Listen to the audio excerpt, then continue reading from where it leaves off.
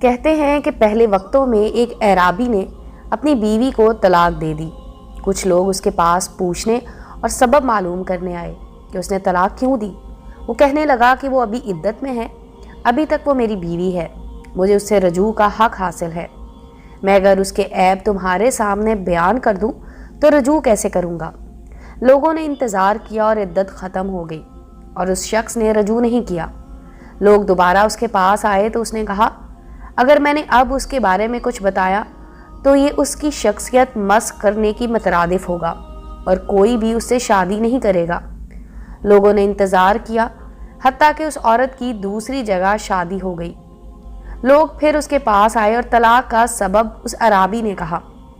اب چونکہ وہ کسی اور کی عزت ہے اور مروت کا تقاضا یہ ہے کہ میں پرائی اور اجنبی عورت کے بارے میں اپنی زبان بند رکھوں۔ امید ہے دوستو سٹوری اچھی لگی ہوگی۔ چینل کو لائک اور سبسکرائب کریں اور بیل آئیکن کا بٹن دبانا مت بھولیں تاکہ ہر نئے آنے والی سٹوری کا نوٹیفیکیشن آپ کو مل سکے۔ ملتے ہیں اگلی سٹوری کے ساتھ۔